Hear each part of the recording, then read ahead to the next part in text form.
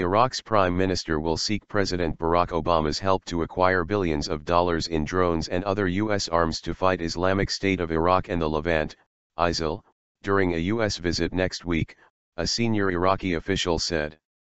Facing a cash crunch due to a plunge in oil prices and a budget deficit of roughly $21 billion this year, Prime Minister Haidar al-Abadi wants to defer payment for the purchases, said the official who spoke on condition of anonymity. Abadi is grappling with an insurgency by militants from ISIL that emerged from the chaos in Iraq and neighboring Syria and seized much of northern and central Iraq last year. Visiting Washington for the first time as Prime Minister, he hopes to convince a war-weary United States Iraq deserves more U.S. manpower and arms 3 years after U.S. troops withdrew from the country in December 2011, as his fledgling army confronts ISIL.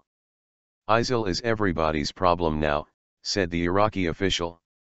You can't run away from the problem if it comes to Canada or goes to France, he said in reference to attacks by people influenced by ISIL or al-Qaeda in those countries. The official hinted Baghdad could turn to Tehran if it did not get the aid it wants from Washington. If that's not available, we've already done it with the Iranians and others, he said, saying that was not the first choice. The PM is committed to the U.S. What he also wants to make sure is that he has a partner that he can rely on. Obama in August authorized the first U.S. airstrikes on Iraq since the U.S. withdrawal and has deployed about 3,000 American military forces to help Iraq to battle the group. But he has also imposed limits on the U.S. military role on the ground to training and advising Iraqi and Kurdish forces.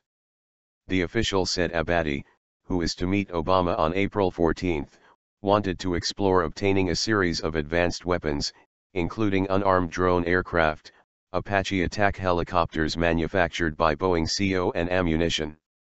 He will also seek permission to postpone payment for the weaponry. We're talking about billions here, he said. This is a new approach for us because of the scale of the challenge we have ahead. Mosul and Nineveh province and Anbar will cost us a lot. National Security Council spokesman Alistair Baskey said the United States will continue to consult Iraq's leaders to ensure they have what they need to fight ISIL. The United States is committed to providing essential equipment to Iraqi security forces, including Kurdish forces, as part of the coalition fight against ISIL, he said. U.S. Defense Secretary Ash Carter told reporters on a visit to Hawaii he expected to meet Abadi in Washington. Asked whether the United States would consider providing equipment including Apache helicopters on deferred payment, he replied. We will consider any request he makes. We have been conducting all of our support to the counter-ISIL campaign in Iraq through the Iraqi government, and that's the way we want to keep doing it.